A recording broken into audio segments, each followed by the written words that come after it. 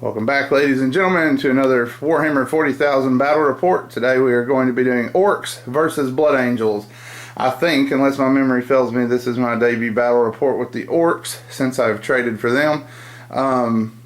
Which is kind of crazy because I've had them for a long time. We traded Town Orks a while back. So anyway, we are playing Mission 4 in the Stolt Moors campaign. Following the last mega battle, the Imperials suffered a pretty significant defeat and are in the process of trying to break out of an encirclement now. The trench system to the left here will be defended by the Orks.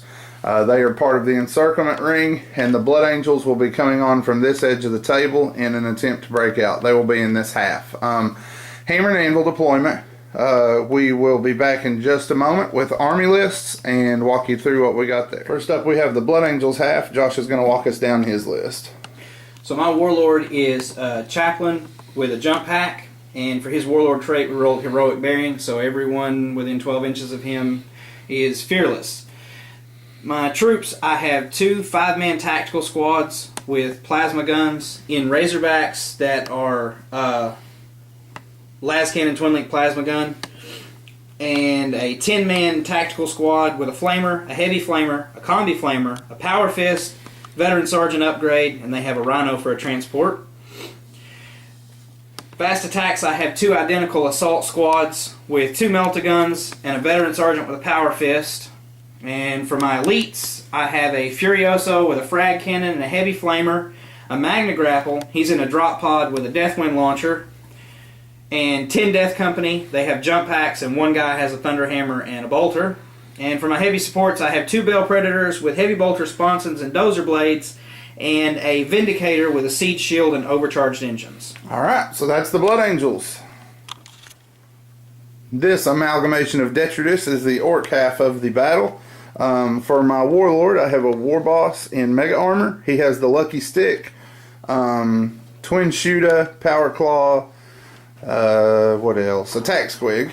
He's riding with 5 Mega Knobs. 2 of the War Bosses there are proxying in as the other 2 Mega Knobs. They're in a battle wagon with a reinforced ram and 2 big shooters. I have for troops a 30-man squad of shooter boys on foot. They have 3 big shooters and a knob with a power claw and a boss pole. In front of them here I have 17 storm boys, power claw, boss pole on their leader as well. This wagon back here is identical to the first, except that it also has a kill cannon. The Lehman Russ turret standing in for that today. Have 15 tank busters in it. One is a knob with a power claw, and I have 3 bomb squigs. Let's see, 20 more boys. These have choppers and sluggers, whereas the first group had shooters. They have no special weapons, but their knob has a power claw and a boss pole. They're mounted in a wagon, reinforced ram, and 2 big shooters. We have a 5-gun Big Mech gun group.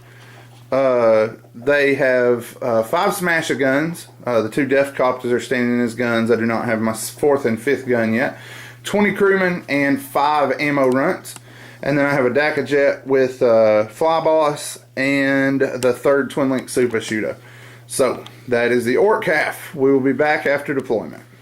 The Blood Angels 1 deployment roll. They have deployed along their front here, armored thrust up front with the assault squad staggered across the back, and the Death Company on the far end. The Orcs have their Daka Jet in reserve. The rest of it has deployed.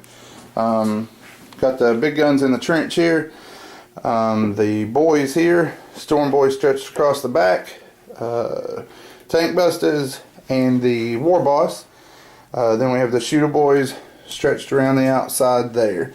So those are deployments. The 2 armies are on the table ready to start. Blood Angels have first turn unless the Orcs can seize the initiative, and they do not. So back to the Blood Angels, and we will be back after their turn 1. Space Marines have begun their attack. The drop pod landed off course a bit, tried to land down here but scattered 12 inches or 10 inches. The Dreadnought decided to just step back behind the building because of that. The rest of the Blood Angels moved up behind him and made run moves. The Deathwind Launcher and the Bell Predators managed to get a grand total of 2 boys. My covered saves were spot on.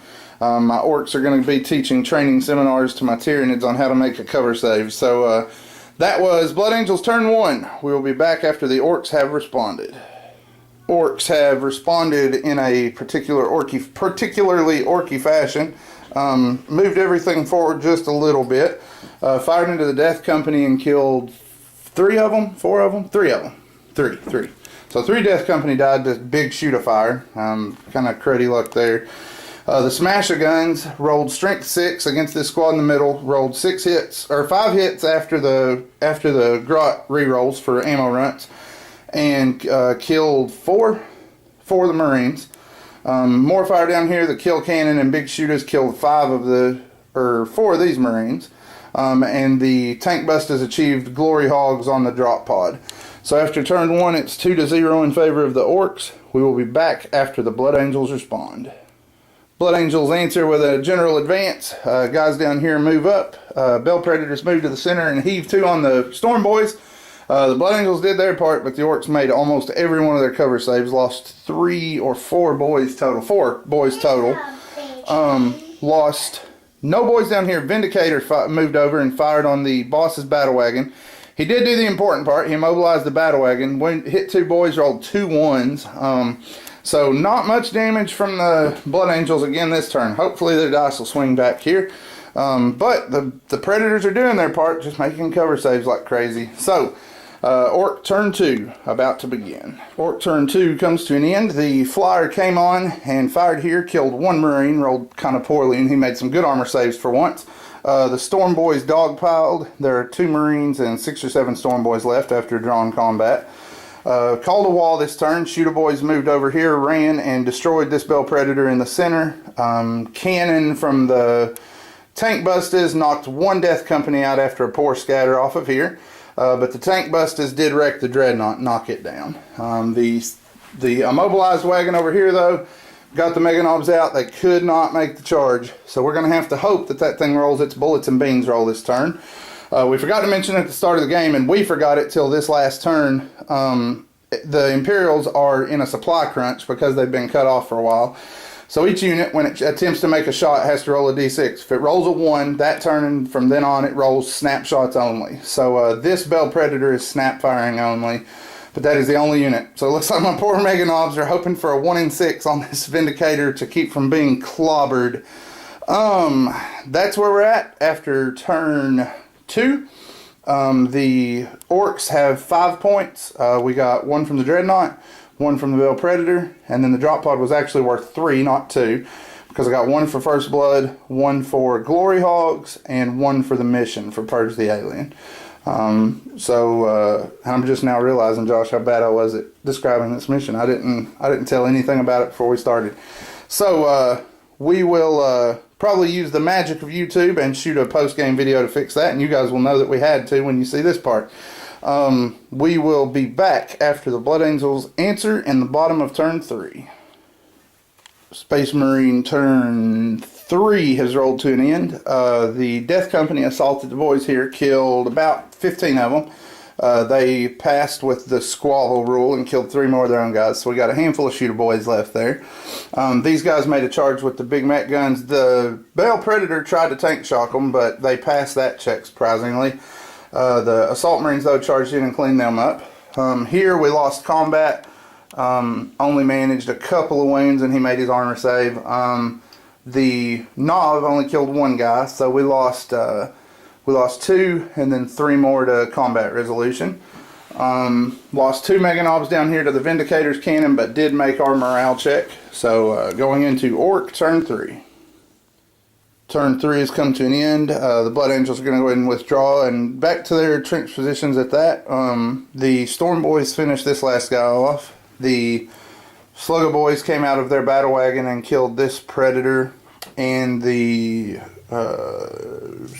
Mega Armored guys, the Mega Knobs, made a charge here and finished that assault squad. The Death Company went down to combined fire from the Tank Busters, who again rolled crazy good and hit like 10 times.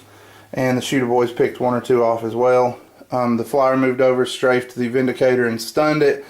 At that point, he just doesn't have enough units to get off the table. If the Mega Knobs were out of position, he could probably pick through the boys, but the Mega Knobs are just going to pick up too many Marines if he engages there. So he decided to go ahead and call it there. We will have after-action reviews and army lists at the blog as always. Feel free to leave us a comment. Tell us what we did right, what we did wrong, and what we need to improve on, other than painted armies, because we know that part. We will catch you guys next time. Thanks for watching, as always.